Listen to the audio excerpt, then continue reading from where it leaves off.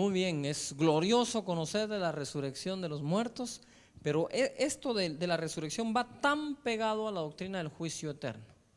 Para poder introducirme un poquitín a eso, quiero que vayamos a Génesis capítulo 2.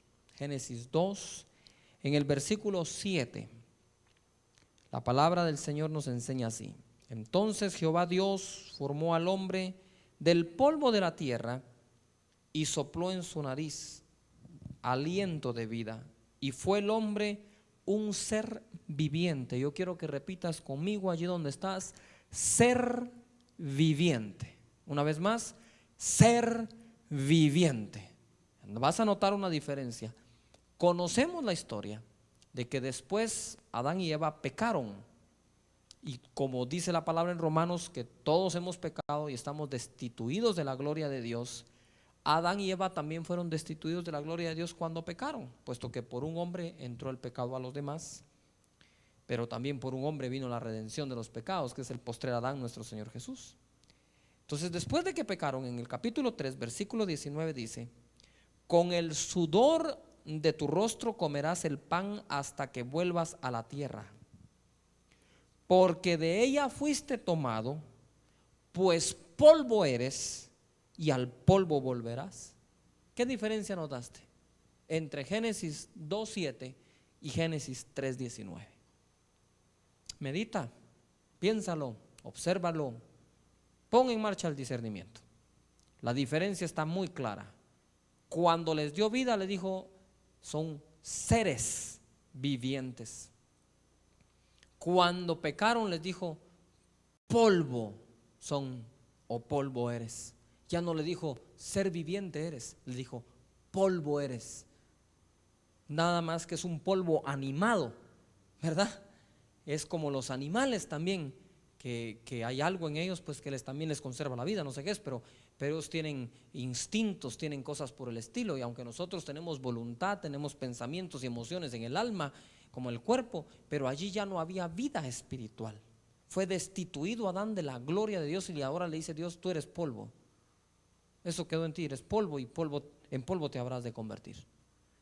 Ahora después, más adelante, sabemos nosotros que Jesús vino a morir por nosotros y por nuestros pecados en la cruz del Calvario, y todo aquel que le recibe y cree en su nombre, Dios le da potestad de ser hecho hijo de Dios, y nacemos de nuevo. Hemos nacido de nuevo, hemos nacido del Espíritu, hoy tenemos vida espiritual también. La palabra dice: el que se une al Señor, un espíritu es con el Señor. Pues bien, ya que hemos dado esa introducción, te quiero enseñar lo siguiente. Tanto un hombre que nació de nuevo como un hombre que no ha nacido de nuevo, ambos llega el día en que su cuerpo muere o su cuerpo duerme, esperando la resurrección que vimos en uno de los estudios anteriores. Pero hay algo importante. La Biblia dice en Hebreos, en el capítulo 9, en el verso 27, Hebreos 9:27, quiero que me acompañes a esa escritura. Es algo que es importante dejar bien asentado para poder proseguir en lo que es la enseñanza del juicio final. En el verso 27 dice así: y de la manera que está establecido para los hombres que mueran una sola vez, y después de esto el juicio. Aquí está hablando de la muerte de su cuerpo. Mueren una sola vez y viene el juicio de inmediato, pero no es ese juicio definitivo eterno. Tratando de buscar una ilustración para arrojar un poco más de luz y que tú puedas ver cómo o de qué trata este asunto. Cuando una persona es sorprendida robando, o es sorprendida matando a una persona, hiriendo a una persona, cometiendo un crimen, un delito, a esta persona la toman y la van a poner a la cárcel. Pero la ponen en la cárcel esperando que los tribunales dictaminen qué tipo de sentencia le darán.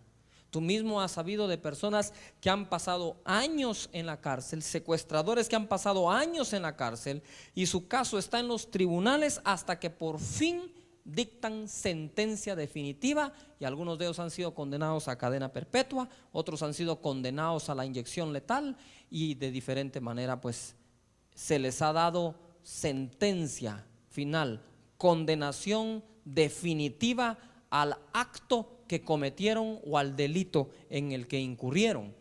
De igual manera, en la vida, nosotros, si tú mueres hoy y se establece el juicio de una vez, no es el juicio en definitiva. Y aquellos que han muerto en Cristo Jesús o dormido en Cristo Jesús van a un lugar llamado paraíso o seno de Abraham, ya lo vamos a ver. Y los demás que están fuera de Cristo Jesús van a un lugar llamado Hades o infierno. Te lo voy a adelantar y ahora te doy las escrituras. Luego del juicio para aquel que está en el Hades o el infierno, el Hades y el infierno en el juicio final, en el juicio del gran trono blanco, serán tomados y echados en el lago de fuego para siempre. E incluso Satanás será echado ahí. El anticristo, la bestia, estarán echados ahí. Es entonces cuando por fin viene el gran juicio final y se da. Han habido juicios a lo largo de la historia que se dan. Está, por ejemplo, conocemos del juicio sobre Sodoma y Gomorra. Es un juicio aquí en la tierra.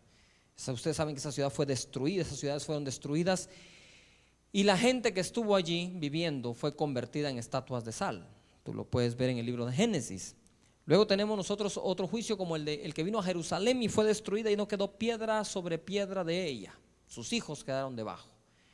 También el juicio que vino a la tierra en el tiempo del diluvio. Ustedes recordarán cuando Noé hizo el arca, el juicio vino a la tierra. También va a venir un día en que va a haber un juicio sobre la tierra, que no es ese juicio eterno del que te he hablado, sino que es la ira de Dios, las copas de la ira de Dios derramados sobre la tierra cuando nosotros ya no estemos, porque los muertos en Cristo vamos a resucitar primero, luego los que hayamos quedado seremos arrebatados y entonces vendrá un derramar de ira sobre la tierra.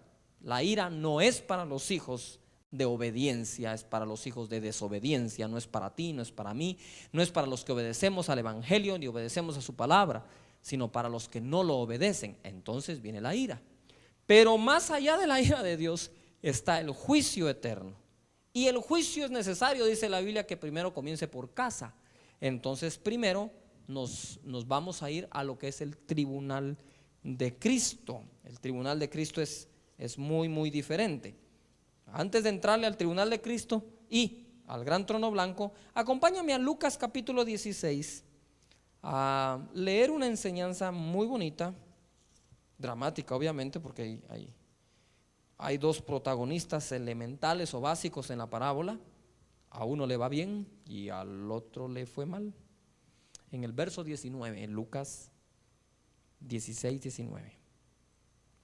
Había un hombre rico que se vestía de púrpura y de lino fino y hacía cada día banquete con esplendidez. Ese no era el problema es lo que viene después. Había también un mendigo llamado Lázaro que estaba echado a la puerta de aquel lleno de llagas. No por eso se ganaría el paraíso. Y ansiaba saciarse de las migajas que caían de la mesa del rico, y aún los perros venían y le lamían las llagas.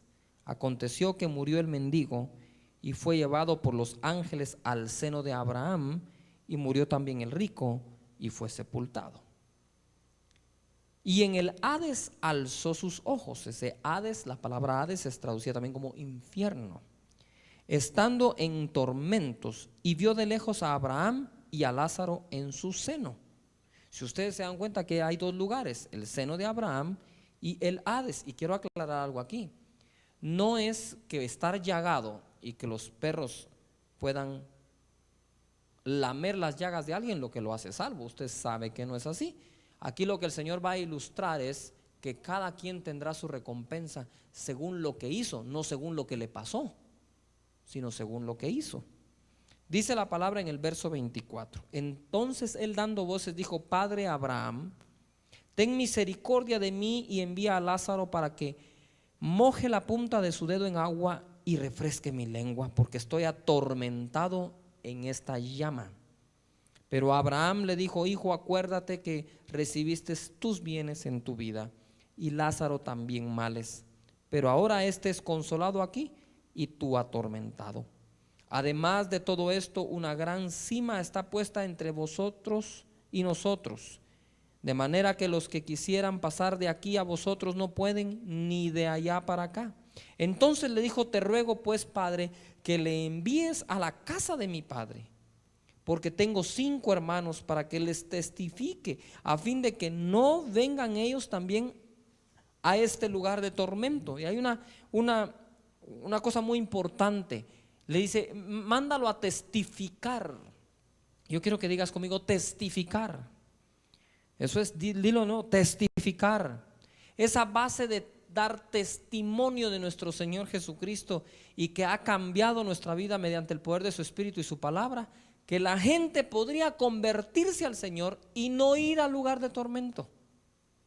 Por los que están ya no podemos hacer nada, pero por los que están aquí y pueden llegar a dar allá, por ellos sí podemos hacer mucho. 29, y Abraham le dijo: a Moisés y a los profetas tienen, óiganlos. Al decir a Moisés no se refiere a Moisés como persona, sino que los libros de Moisés, los libros de los profetas, puesto que en ese tiempo o en ese momento no estaba allí Moisés presente, ni los profetas. 30, él entonces dijo: no, padre Abraham, pero si alguno fuere a ellos de entre los muertos, se arrepentirán. Él esperaba que ante el hecho de ver que parientes o gente muerta que conocieron resucite y les hable, ellos iban a arrepentir. Pero Dios, que lo sabe todo, le contesta en el 31: mas Abraham le dijo, a través de Abraham: si no oyen a Moisés y a los profetas, tampoco se persuadirán, aunque alguno se levantare de los muertos. De tal manera que nosotros debemos de testificar. Aquí hay 2 lugares, pero no son definitivos. Está en el seno de Abraham o el paraíso. Ustedes recordarán en Lucas capítulo 23, en el versículo 43, Jesús le dice a uno de los ladrones: de cierto te digo que hoy estarás conmigo en el paraíso. Hoy estarás conmigo en el paraíso. De una vez. Si nosotros pegamos esta enseñanza a Lucas 16, nos damos cuenta que el día que murió el mendigo fue llevado por los ángeles al seno de Abraham, ese día. Y también el otro hombre fue llevado al Hades. Hay personas cuya doctrina y cuya Biblia está equivocada y dicen que de cierto te digo, le dice Jesús, de cierto te digo hoy que estarás conmigo en el paraíso. Eso ya cambió. No es lo mismo decir de cierto te digo que hoy estarás conmigo en el paraíso. Hoy estarás conmigo en el paraíso. De cierto te digo, hoy estarás conmigo. No es lo mismo que decir de cierto te digo hoy que estarás conmigo en el paraíso. Lucas capítulo 23, verso 43. Dice así: entonces Jesús le dijo: de cierto te digo que hoy estarás conmigo en el paraíso. Eso es diferente, ¿no cree? Hoy estará, si alguien muere hoy estará con Jesús en el paraíso. Y aquí viene lo otro: no puede ser que la persona como tal duerma, porque entonces ¿para qué va a estar con Jesús en el paraíso? ¿Durmiendo? No, el cuerpo es el que queda dormido, y ese dormido es el que resucitará primero. 2 juicios vienen entonces que les estaba hablando. Romanos capítulo 4. Vamos a ir primero a ver qué nos pasa a nosotros. Ya que el juicio comienza por casa, empecemos hablando qué nos pasa a nosotros. Romanos capítulo 14, versículo 10. Dice así: pero tú, ¿por qué juzgas a tu hermano? O tú también, ¿por qué menosprecias a tu hermano? Porque todos compareceremos ante el tribunal de Cristo. Porque escrito está: vivo yo, dice el Señor, que ante mí se doblará toda rodilla y toda lengua confesará a Dios. De manera que cada uno de nosotros dará a Dios cuenta de sí. Y aquí le está hablando a la iglesia, a los hermanos. Dice: no se juzguen unos a otros, si de todas maneras todos vamos a comparecer ante el tribunal de Cristo. Tribunal de Cristo, grábate bien esa palabra. Entonces vamos a ver ahora 2 de Corintios capítulo 5 y versículo 10. Dice así: porque es necesario que todos nosotros comparezcamos ante el tribunal de Cristo, para que cada uno reciba lo que haya hecho mientras estaba en el cuerpo, sea bueno o sea malo. ¿Recuerdan que hay que dar cuenta de los talentos que el Señor nos dio? Pues bien, todos daremos cuenta. Y en 1 Corintios capítulo 3, vamos a regresar a primera hora de Corintios, primera epístola a los Corintios, capítulo 3, versículo 11 en adelante. Porque nadie puede poner otro fundamento que el que está puesto, el cual es Jesucristo.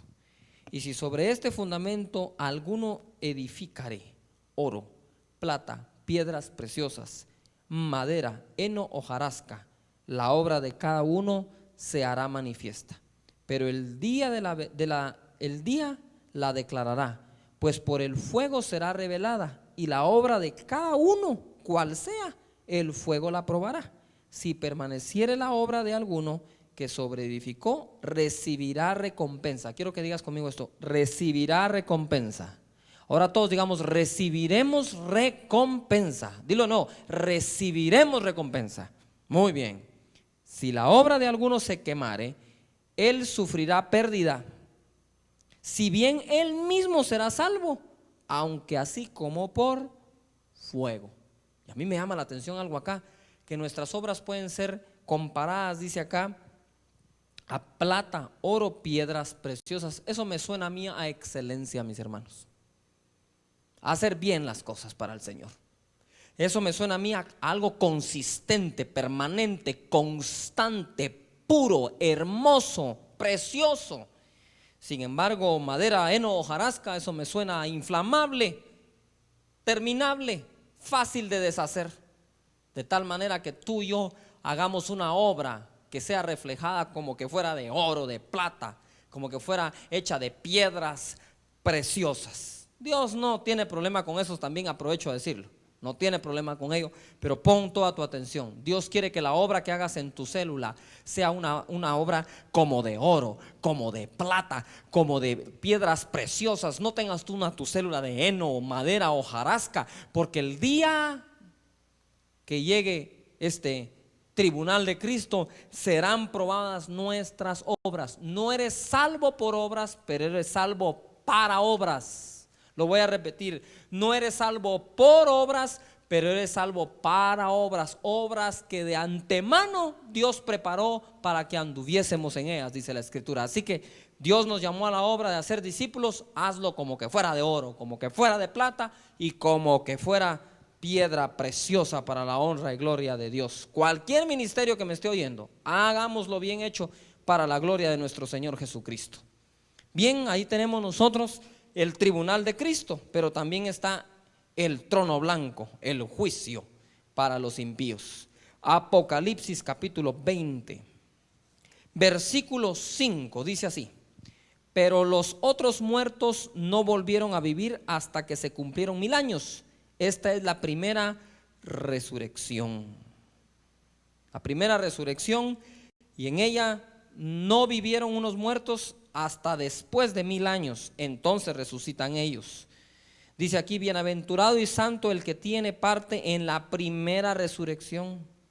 La segunda muerte no tiene potestad sobre estos, sino que serán sacerdotes de Dios y de Cristo, y reinarán con él 1000 años. Ahí está hablando de tu persona y de mi persona para la gloria del Señor. En el versículo 11 dice: y vi un gran trono blanco, y al que estaba sentado en él, de delante del cual huyeron la tierra y el cielo, y ningún lugar se encontró para ellos. No tuvieron ni siquiera donde poderse esconder, ni en el cielo ni en la tierra. Y vi a los muertos, grandes y pequeños, de pie ante Dios, y los libros fueron abiertos, libros, y otro libro fue abierto, el cual es el libro de la vida. Y fueron juzgados los muertos por las cosas que estaban escritas en los libros según sus obras. Y el mar entregó los muertos que había en él, y la muerte y el Hades entregaron los muertos que habían en ellos, y fueron juzgados cada uno según sus obras. Ponme atención en el 14. Y la muerte y el Hades es el lugar donde están residiendo las personas, como aquel de la parábola en Lucas 16. Esos lugares, la muerte y el Hades, fueron lanzados al lago de fuego. Esta es la muerte segunda. Quiere decir que estas personas que mueren sin Cristo también resucitarán después de los 1000 años, pero resucitarán para un juicio, para volver a morir. Segunda muerte. Y el 15 dice: y el que no se halló es inscrito en el libro de la vida fue lanzado al lago de fuego, del Hades al lago de fuego. Pero tú y yo, que hemos sido hallados escritos en el libro de la vida, estaremos eternamente con Él para siempre en Cristo Jesús. Amén. Dios los bendiga rica y abundantemente. Los veo en la próxima clase de la academia bajo la unción del Espíritu Santo.